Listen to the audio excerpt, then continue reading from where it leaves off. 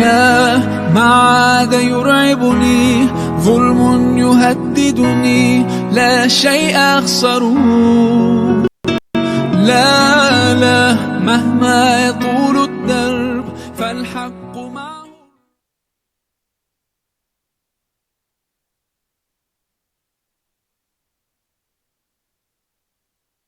Jamaah rahimakumullah,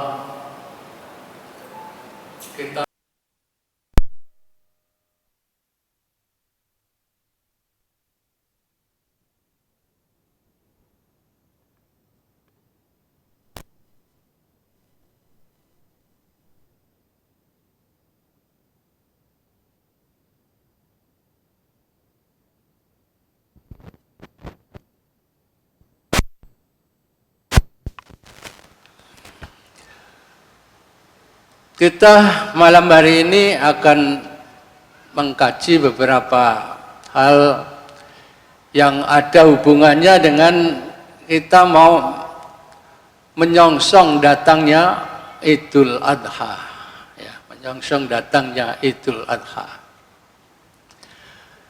Pada malam hari ini kita sudah masuk pada tanggal 6, ya, tanggal 6 Dzulhijjah, ya, karena setelah maghrib berarti kita sudah masuk hari baru, ya, untuk hitungan hari-hari dalam bulan Hijriah ini, dalam Hijriah ini.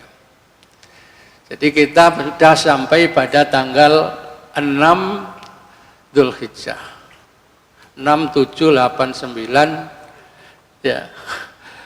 6, 7, 8, 9. Kurang 4 hari lagi kita sudah akan sampai pada hari 10 dari bulan Dzulhijjah ini, ya. Berarti sudah hari raya. Para hadirin jamaah rahimakumullah, kemudian di dalam menyongsong Idul Adha ini, ya, apa sebaiknya yang kita lakukan? Yang kita lakukan apa? Di sini kita akan memulai dari tanggal 1 Hijriah. Jadi biar lengkap kita mundur sedikit, yaitu kita memulai memasuki tahun atau bulan Dzulhijjah ini, kita mulai dari tanggal 1 Dzulhijjah. Jadi sampai sekarang ini kita sudah sampai tanggal 5 dan malam hari ini kita masuk pada tanggal 6 bulan Dzulhijjah. Itu menurut hitungan di Indonesia ini, ya. Hitungan atau apa, ruqyat yang dihasilkan di Indonesia. Yang pertama yaitu memperbanyak amal soleh di 10 hari pertama bulan Dzulhijjah. Ini di 10 hari pertama bulan Dzulhijjah ini memang kita sangat dianjurkan untuk memperbanyak amal soleh, karena bulan Dzulhijjah itu adalah termasuk salah satu dari bulan haram, ya, Arba'atun Hurum itu. Jadi makanya beramal soleh di bulan-bulan itu, ya, ini sangat bagus dan insya Allah pahalanya lebih besar dibanding bulan-bulan biasa yang tidak termasuk Arba'atun Hurum, 4 bulan yang dimuliakan oleh Allah itu. Maka di sini ada satu hadis, ya. Ani bin Abbas qala Rasulullah sallallahu alaihi wasallam. Dari Ibnu Abbas berkata, qala Rasulullah sallallahu alaihi wasallam, bersabda Rasulullah sallallahu alaihi wasallam, ma min ayyam al-amalus salihu fiha ahba ilallah min hadhil ayyam. Tiada hari, ya, Ya ada hari dari hari-hari yang kita lalui itu. Ya. Amal soleh yang kita lakukan di hari-hari itu lebih dicintai oleh Allah daripada di hari-hari yang lain. Di hari lain juga dicintai, tapi di hari yang termasuk di hari 10 bulan Dzulhijjah, awal bulan Dzulhijjah ini sangat dicintai oleh Allah. Amal-amal soleh itu. Ahabba ilallah min hadhil ayyam. Yakni apa? Ayyamul ashr. Hari 10. Artinya hari 10 di awal bulan Dzulhijjah. Ini amal-amal soleh sangat dicintai oleh Allah. Kemudian ada sahabat yang bertanya, qalu ya Rasulullah, hai Rasulullah, walal jihad fi sabilillah, bagaimana kalau dibandingkan dengan jihad fi sabilillah? Itu. Qala walal jihad fi sabilillah. Nah, sekalipun dibandingkan dengan jihad fi sabilillah itu tidak kalah, tidak kalah itu. Walal jihad fi sabilillah. Illa rajulun kharaja bi nafsihi wa malihi falam yarji min dalika bi syai'in. Bandingannya itu ya, baru seimbang kalau dibandingkan dengan seorang laki-laki, rajul di sini disebutkan seorang laki-laki kharaja bi nafsi, yang keluar dengan dirinya, wa malihi dan hartanya, ya.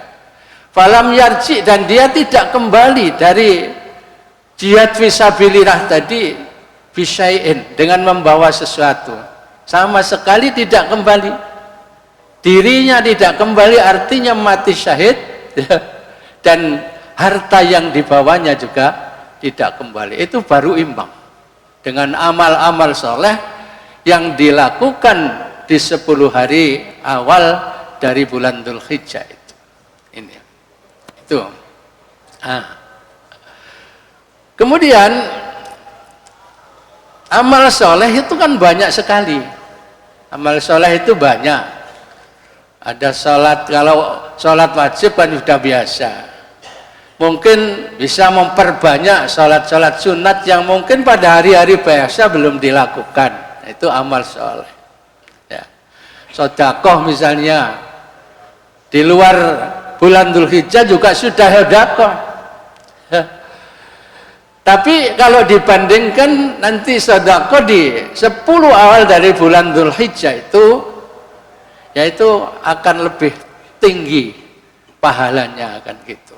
Makanya di sini dikatakan amal soleh itu kalau dibandingkan dengan jihad fisabilillah tidak kalah, gitu, kata Rasulullah tadi. Makanya antara lain bisa juga amal soleh itu berupa puasa, ya, berupa puasa. Ya. Misalnya di sini ada hadis dari Hunaidah, ya, kita percepat saja biar dapat agak banyak. Dari Hunaidah bin Khalid an imraatihi, ya, dari Hunaidah bin Khalid dari istrinya, an ba'di azwajin Nabi sallallahu alaihi wasallam. Hunaidah bin Khalid dari istrinya diberitahu oleh salah satu dari istri Nabi, ba'di azwajin Nabi, salah satu dari istri Nabi sallallahu alaihi wasallam. Qalat, salah seorang dari istri Nabi tadi berkata begini, kana Rasulullah sallallahu alaihi wasallam yasumu tis'adil hijjah wa yauma asyura wa salasata iyamin min kulli syahrin awalasna ini minasyari wal khamis. Jadi kata istri Rasulullah tadi, Rasulullah itu berpuasa tis'adil hijjah. Kalau di sini diterjemahkan pada 9 hari bulan Dzulhijjah. Tis'adil hijjah diterjemahkan 9 hari bulan Dzulhijjah. 9 hari itu artinya ya dari tanggal 1 sampai tanggal 9. Itu. Nabi pernah melakukan itu. Kemudian hari Asyura. Hari Asyura sudah biasa 10 Muharram, 3 hari setiap bulan Yaumul Bid ya. Dan hari Senin dan Kamis pertama. Senin Kamis pertama di bulan itu. Kalau bapak-bapak setiap Senin dan Kamis itu juga ada apa-apa. Tapi di sini memang diterangkan Senin dan Kamis pertama ya, setiap bulan. Ini Rasulullah melakukan itu. Nah, yang menjadi pembahasan kita di sini yaitu 9 hari bulan Dzulhijjah. Jadi puasa pada hari tanggal 1 sampai 9 Dzulhijjah. Ini pernah dilakukan oleh Rasulullah. Ya. Perlu saya sampaikan bahwa apa yang kita kaji pada malam hari ini saya ambil dari edaran PP Muhammadiyah nomor 6 tahun 2020. PP Muhammadiyah pernah membuat edaran yaitu nomor 6 tahun 2020. Nah, isinya antara lain ini. Nah, makanya di sini Majelis Tarjih memberikan penjelasan tentang hadis di atas tadi. Hadis yang ini. Ya, Hunaidah bin Khalid. Hadis yang diriwayatkan dari Hunaidah bin Khalid ini. Kata Majelis Tarjih, hadis dari Hunaidah bin Khalid di atas dinilai lemah atau dhaif oleh beberapa ulama hadis. Di antaranya Az-Zailai, Ibnul Munzir dan Abdullah Al-Arnod. Namun dinilai sahih oleh Syekh Albani. Jadi masih ada yang mensahihkan, yaitu terutama Syekh Albani menyatakan bahwa ini adalah hadis sahih. Nah, komentar dari Majelis Tarjih, hadis Hunaidah tersebut mengindikasikan bahwa Nabi telah terbiasa melakukan puasa Arafah ya pada tanggal 9 Dzulhijjah. Bahkan berpuasa 9 hari Dzulhijjah, yaitu tanggal 1 sampai 9 Dzulhijjah.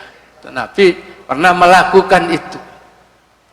Kapan itu? Sebelum kaum muslimin melaksanakan ibadah haji pertama, yaitu tahun 9 Hijriah. Jadi syariat haji itu turunnya yaitu pada tahun 9 Hijriah. Jadi sebelum itu Nabi sudah melakukan puasa Arafah.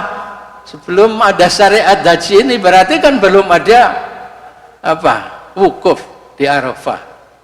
Belum. Tapi Nabi sudah pernah melakukan itu. Sudah biasa melakukan pada 9 Dzulhijjah, bahkan dia melakukan puasa yang sekarang disebut dengan puasa Arafah itu ya. Kemudian juga pernah melakukan 1 sampai 9 Dzulhijjah. Ini mungkin bapak-bapak ada juga yang sudah melakukan ini atau pernah melakukan ini 1 sampai 9 Dzulhijjah. Karena apa? Ini termasuk juga itu amal soleh. Kalau menurut hadis yang pertama tadi, ini adalah bagian dari amal soleh. Jadi boleh melakukan puasa itu, amal soleh ini. Nah, nanti sekarang tentang puasa Arafah tanggal 9 Dzulhijjah.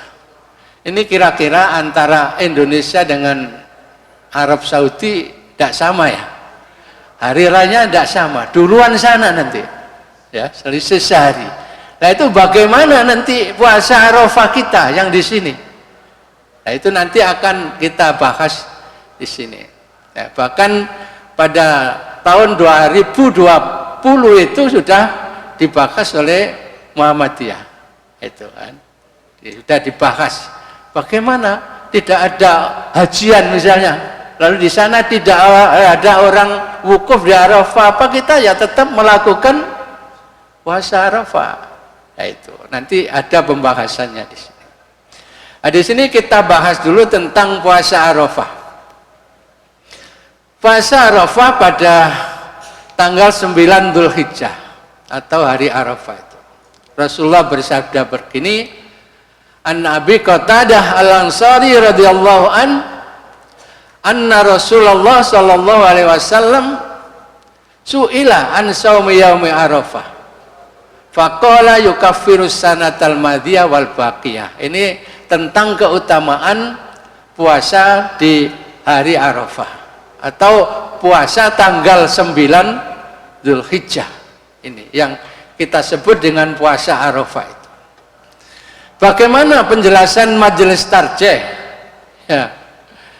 Begini, pada dasarnya puasa Arafah, wukuf di padang Arafah, dan tanggal 9 Dzulhijjah adalah satu kesatuan. Ya, satu kesatuan kata Majelis Tarjih. Terjadinya pada hari yang sama. Sebenarnya begitu. Sebagaimana dikemukakan oleh Ibnu Qudamah, ya, Ibnu Qudamah. Adapun hari Arafah adalah hari ke-9 di bulan Dzulhijjah. Jadi yang dinamakan hari Arafah itu adalah hari ke-9 dari bulan Dzulhijjah. Sekalipun di Arafah sana tidak ada orang wukuf. Tapi tanggal 9 Dzulhijjah tetap dinamai hari Arafah. Ini. Nah, dinamakan demikian kata Majelis Tarjih karena wukuf di padang Arafah dilaksanakan pada hari tersebut, yaitu hari ke-9 bulan Dzulhijjah. Ini mendasarkan kepada Al-Mughni, kitab Al-Mughni. Ini Majelis Tarjih. Jadi yang dinamakan puasa Arafah itu yaitu puasa yang dilaksanakan pada tanggal 9 bulan Dzulhijjah. Jadi sekalipun tidak ada orang wukuf di padang Arafah sana karena tidak ada haji, atau mungkin tanggal yang di sini dengan tanggal yang di sana berbeda, kita mengikuti yang di sini. Ya. Jadi ini nanti jelas Arab Saudi lebih dulu dari kita. Di sana sudah ditentukan tanggal 16 sudah hari raya. Ini. Jadi perhitungannya beda karena pada saat menjelang tanggal 1 itu di sana sudah melihat bulan. Kan matahari itu dari timur, tenggelamnya kan lebih dulu sini. Tenggelamnya lebih dulu sini. Makanya di sana ketika matahari tenggelam, hilal sudah muncul, gitu. Makanya penentuan hari tanggal 1 Hijriahnya beda. Kalau di sini penentuan tanggal 1 Hijriahnya yaitu tanggal 8. Di sana tanggal 7 sudah tanggal 1 Hijriah. Makanya hari rayanya nanti tanggal 16. Ini.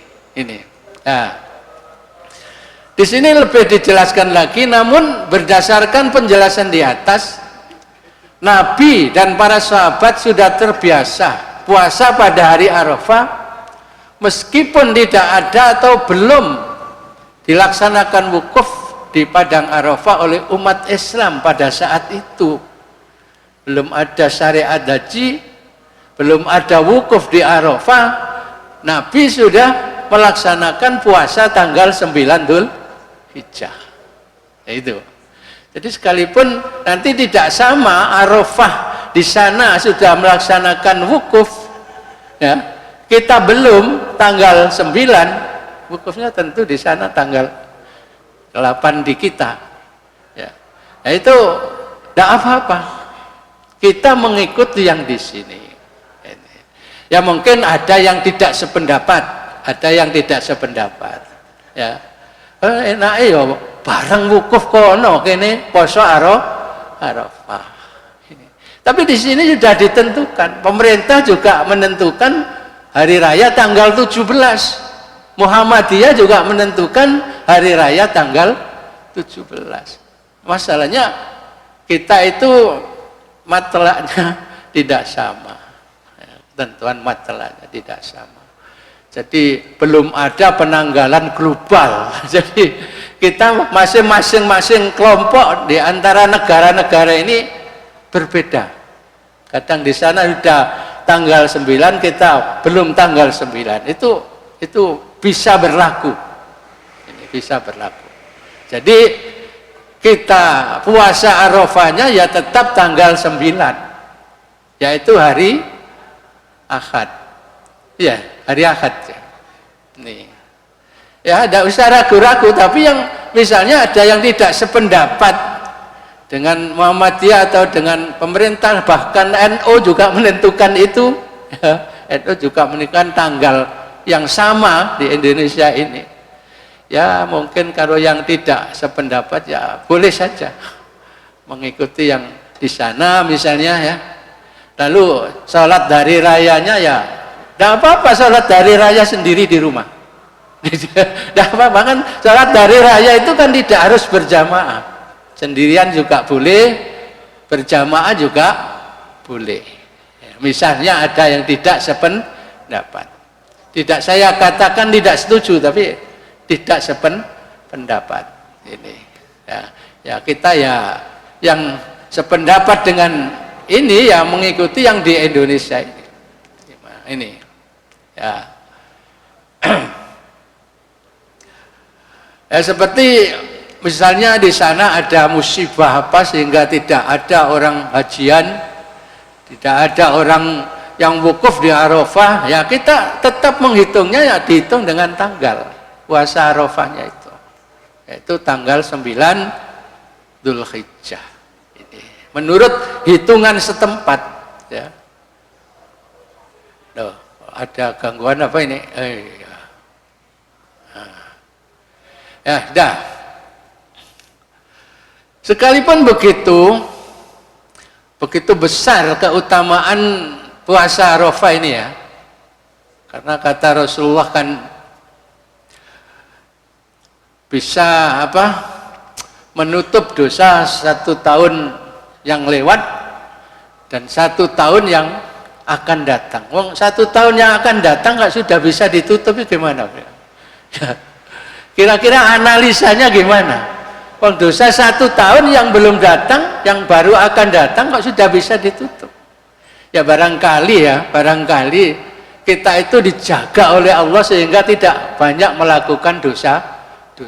Karena gara-gara kita melakukan puasa Arafah itu, maka dosa kita yang telah lewat, yang sudah ada, sudah diampuni oleh Allah. Tapi dosa yang belum ada ini, barangkali Allah menjaga kita supaya kita ini tidak melakukan banyak dosa gitu loh. Ini. Nah itu makanya di sini kata Rasulullah, saumu yaumi Arafah itu bisa menutup antara dosa yang telah lewat dan dosa yang akan datang. Nah, ini bunyi hadisnya an Abi Qatadah Al-Ansari radhiyallahu anna Rasulullah sallallahu alaihi wasallam su'ila an saumi yaumi Arafah faqala. Jadi Nabi ditanya tentang puasa hari Arafah. Faqala yukaffiru sanatal madiyah wal baqiyah. Jadi bisa menutup dosa setahun yang lewat dan dosa setahun yang akan datang. Rawahul jamaah ilal Bukhari wa Tirmidzi. Nah, penjelasan majelis tarjih di sini itu tadi sudah dijelaskan ini tadi. Nah, ini. Tadi kelewatan yang itu. Nah, sekalipun begitu besar keutamaan puasa tanggal 9 Dzulhijjah, orang yang sedang wukuf ya di padang Arafah tidak boleh berpuasa. Ini sudah biasa yang ini ya. Kalau kita sedang haji sana ya jelas pada saat wukuf di Arafah tidak boleh berpuasa. Ini hadis dari Ikrimah, qala dakhaltu ala Abi Hurairah. Saya masuk ke rumah Abu Hurairah fi baitihi. Itu, masuk ke Abu Hurairah di rumahnya. Fasa'altuhu an shaumi yaumi Arafah, maka aku tanya padanya tentang puasa hari Arafah. Bi Arafat, di Arafah. Artinya ketika kita sedang berada di Arafat. Faqala Abu Hurairah, maka Abu Hurairah menjawab, naha Rasulullah sallallahu alaihi wasallam an shaumi yaumi Arafah. Rasulullah melarang kita semuanya puasa hari Arafah ketika kita sedang di Arafah. Ini jawaban Abu Hurairah. Ini hadis diriwayatkan oleh Imam Ahmad, Abu Daud dan Ibnu Majah. Ini. Hadis ini ada hadis yang lebih menjelaskan lagi. Yang artinya saja saya tulis. Ini hadis dari Maimunah, istri Nabi, ya, yang meriwayatkan bahwa ia berkata, Maimunah pernah bercerita begini. Suatu saat orang saling berdebat, apakah Nabi berpuasa pada hari Arafah? Nah, itu waktu itu di Arafah, ya. Lalu Maimunah mengirimkan pada beliau satu wadah berisi susu, ya, diisi susu. Beliau dalam keadaan berdiri sedang wukuf. Ya, apa yang terjadi? Lantas beliau minum dan orang-orang pun menyaksikan. Nah, ini satu dalil bahwa ketika di Arafah Nabi pun tidak berpuasa. Karena pada saat itu orang ragu-ragu Nabi poso apa ora gitu loh. Poso apa ora Nabi iki. Makanya diuji coba, dibawakan susu oleh istrinya yang bernama Maimunah itu. Coba disaksikan oleh banyak orang, para sahabat pada saat itu. Ternyata susunya diminum. Berarti betul bahwa Nabi itu melarang orang berpuasa Arafah pada saat berada di Arafah, di padang Arafah itu. Nah, ini tentang puasa Arafah, ya, tentang puasa Arafah. Kemudian yang kedua, ya, menjelang Idul Adha itu kita diperintahkan untuk memperbanyak zikir atau takbir. Yang umum kan takbiran itu, takbir. Dalam hal zikir atau takbir ini, ulama, ada sebagian ulama yang membagi menjadi dua. Jadi dibagi dua. Apa? Ada takbir mutlak, ada takbir muqayyad. Ya, takbir mutlak, takbir muqayyad. Ini seperti di fikih-fikih itu ada sholat mutlak, sholat sunat mutlak, ada sholat sunat yang muqayyad. Sunat mutlak itu ya pokoknya niat sholat sunat pokoknya mutlak. Tapi kalau muqayyad kan sudah ada ketentuannya, ada qobliyah, ada ba'diyah, dan cara-caranya sudah diatur. Itu namanya muqayyad. Dan di sini disebutkan takbir mutlak itu bisa dilakukan sejak tanggal 1 Dzulhijjah dan tidak dibatasi waktu dan tempat. Ini takbir mutlak. Boleh saat di pasar, di jalan, di kendaraan, di rumah, sedang duduk, sedang berbaring dan sebagainya. Tapi ini biasanya ya tidak rame-rame, Pak. Ya, tidak rame-rame. Ya mungkin nafsi-nafsi saja lah gitu, nafsi-nafsi lah. Itu barangkali ada yang melakukan itu. Ini ulama ada yang membagi tentang zikir atau takbir tadi, ya, menjadi dua bagian. Ada takbir yang mutlak, ada takbir yang muqayyad. Ini itu takbir mutlak. Apa dasarnya? Liyasyhadu manafi'a lahum wa yadhkuru smallahi fi ayyamin ma'lumat. Nah, di sini karena ada dua ayat yang sama-sama menyebut tentang zikir ini. Ada ayyamin ma'lumat, ada ayyamin ma'dudat. Nah, ini nanti kita jelaskan. Ini yang maklumat dulu. Jadi di sini yang saya garis bawahi ini, nah ini yang menyatakan tentang zikir tadi atau takbiran tadi. Ini. Nah, di sini dan supaya mereka menyebut nama Allah pada hari yang telah ditentukan. Ayyamin ma'lumat itu artinya hari yang ditentukan. Itu semuanya itu menerangkan tentang kurban ya. Tidak usah kita baca. Kemudian ada takbir muqayyad. Ini dimulai dari subuh hari Arafah hingga akhir hari Tasrek.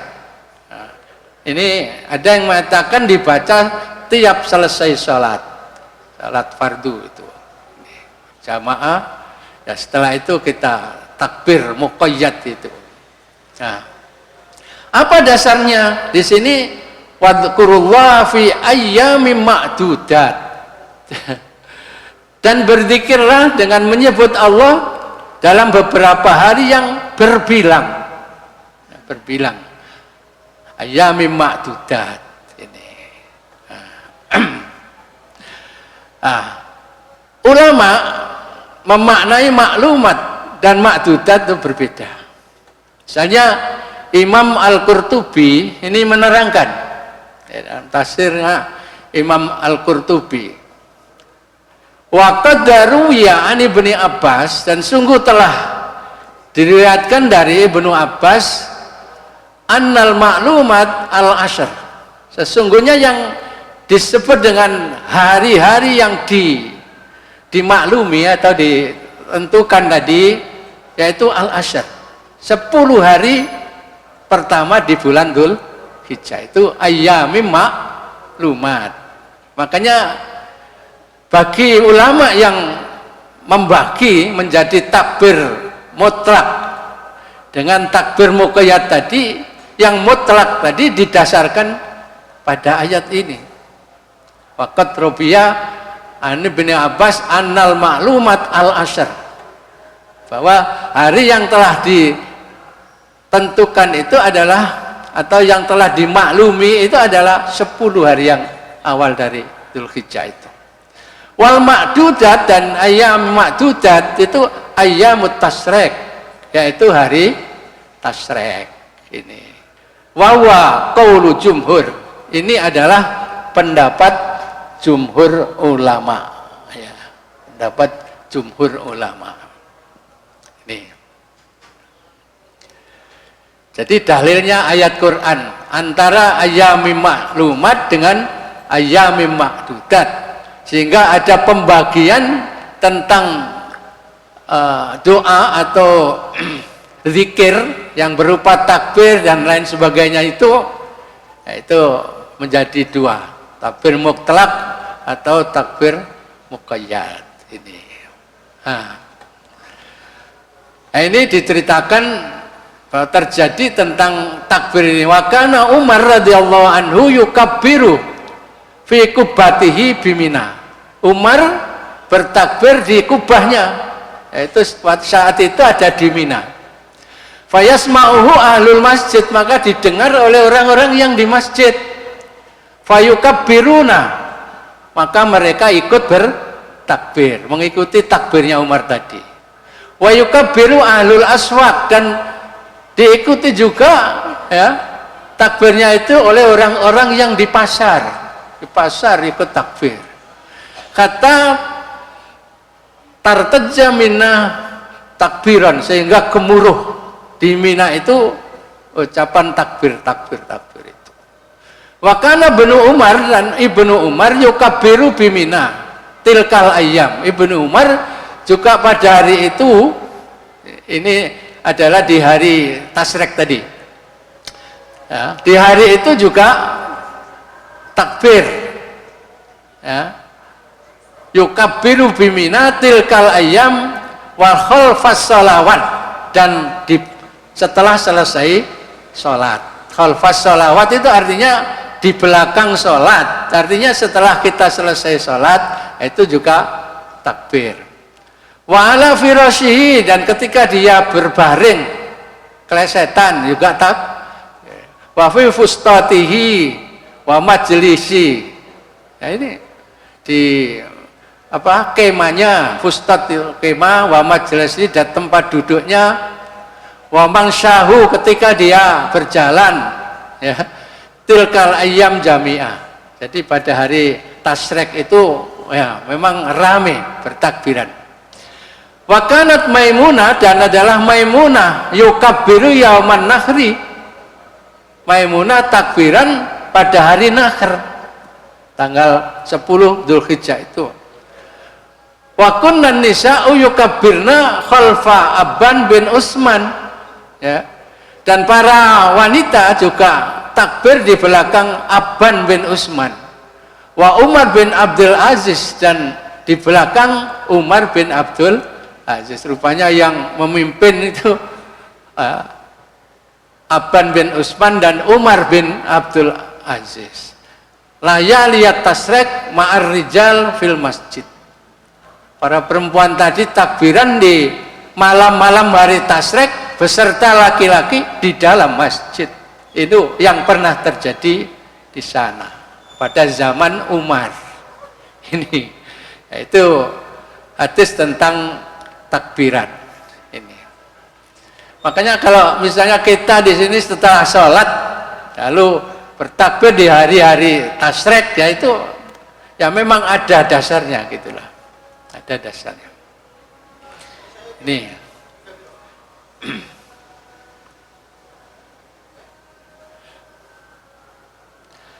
di sini diberi dijelasan dalam tafsirnya. Maksud dzikir di sini adalah membaca takbir, tasbih, tahmid, talbiyah dan sebagainya. Kalau waktu di haji sana ya ada talbiyahnya.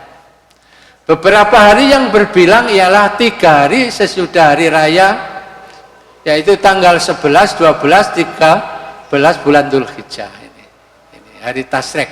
Hari itu dinamakan hari tasrek sebagaimana pendapat dari Ibnu Abbas tadi di atas tadi. Nah,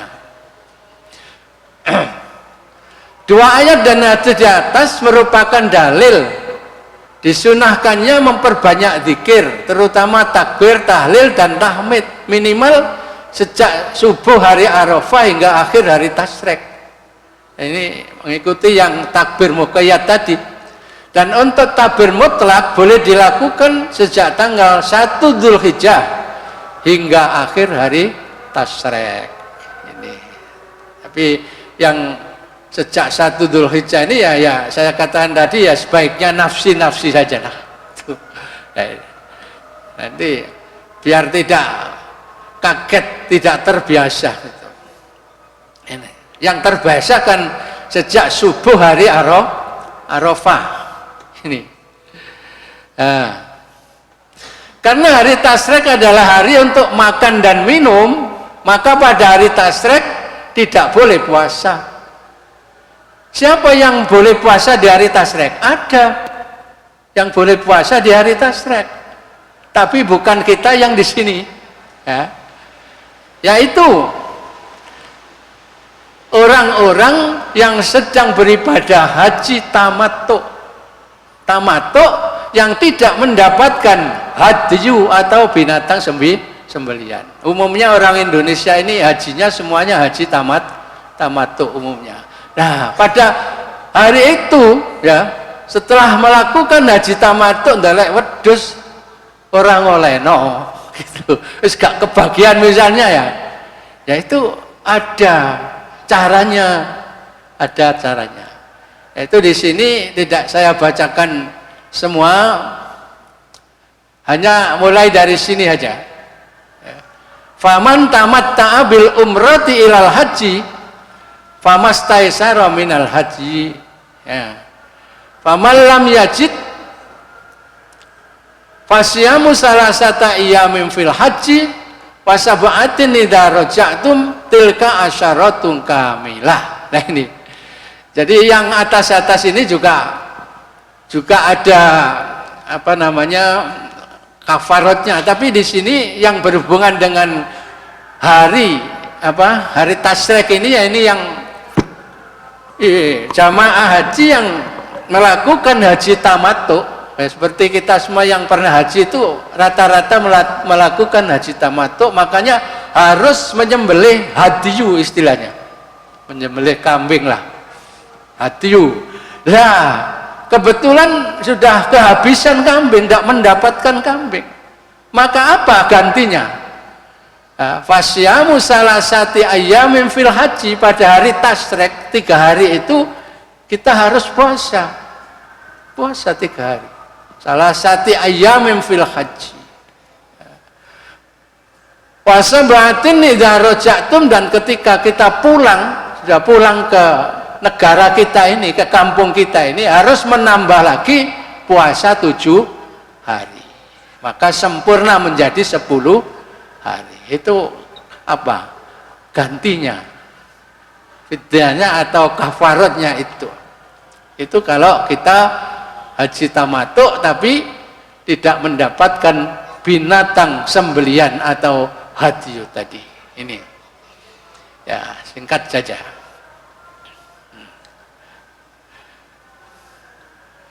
Makanya Nabi bersabda, lam yurakhis fi ayyamit tasyrik ayyasuma illa lima lam yajidil hadiyah.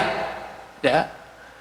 Tidak diberi keringanan pada hari tasyrik, ya, untuk berpuasa, kecuali bagi orang yang tidak mendapatkan binatang hadiyu, binatang yang disembelih itu. Inilah mungkin ini sudah pernah disampaikan, ya, tapi tidak apa-apalah kita segarkan kembali. Barangkali siapa tahu nanti ada yang belum haji lalu di sana haji tamattu ternyata tidak mendapatkan hadiyu. Ini caranya begitu. Di hari tasyrik puasa 3 hari, ketika pulang ke rumah puasa 7 hari. Jadi genap 10 hari. Itu gantinya itu. Kemudian di hari Nahr sekarang, di hari Nahr 10 Dzulhijjah. 10 Dzulhijjah ini ada 2 kegiatan, yaitu sholat Id dan penyembelihan kurban. Ini dasarnya penyembelihan kurban sudah biasa. Inna ta'una kal kausar dan seterusnya. Dan hadis Nabi, man wajada sa'atan falam yudhakhi wala yukribanna musallana. Itu sudah biasa. Nah, untuk sholat Id ini juga sudah biasa. Ya. Apa? Berhias pakaian yang bagus dan memakai wangi-wangian. Maka kalau Pak Ciparneman menginstruksikan pakai jas bagi penerima tamu, wah itu bagus juga itu. Karena Nabi sendiri itu kalau hari raya juga pakaian yang khusus, yalbasu burdahibroh fikulli aitin. Ini Rasulullah memakai pakaian yang dari Yaman biasanya. Rasulullah itu ada pakaian khusus yang dipakai tiap hari raya. Itu bagus sekali kalau misalnya bapak-bapak, ibu-ibu untuk hari raya itu punya pakaian khusus. Seperti Rasulullah itu ya. Seperti Rasulullah ini. Makanya dianjurkan antal basa ajwajamanya najidu, pakaian yang terbaik yang dimiliki, wa anta tayyaba bi ajwadima najidu, ya. Juga pakai harum-haruman yang terbaik yang dimiliki, dan juga berkurban dengan binatang yang terbaik, yang tergemuk yang dimiliki. Jadi an sab'atin wal najulu an asratin. Jadi kalau lembu untuk 7 dan unta untuk orang 10. Wa an nudhiral takbir wa alaina sakinah wal waqar. Jadi harus disamai, dibarengi dengan takbir. Ini untuk sholat Idnya itu. Makanya sambil menunggu kan biasanya takbiran terus ini sudah biasa. Oh, sudah. Ini sudah pas. Dan ini hal-hal yang sudah biasa saja semuanya. Cuma untuk hari 10 tanggal 10 Dzulhijjah itu yang paling ya disukai adalah ihraqud dam, yaitu menyembelih kurban itu. Dan yang terakhir nanti kalau hari raya itu pas hari Jumat itu boleh tidak Jumatan. Nabi sendiri menyatakan saya tetap membuka Jumatan, tapi kalian boleh memilih Jumatan atau tidak. Kalau begitu karena Nabi tetap membuka, misalnya pas hari raya hari Jumat, ya masjid itu jangan sampai ditutup seperti Nabi. Ya, tetap diadakan, adapun orang datang atau tidak terserah. Ini beberapa hal yang bisa saya sampaikan sekalipun tidak tuntas, mudah-mudahan ada manfaat yang bisa kita ambil. Wassalamualaikum warahmatullahi wabarakatuh.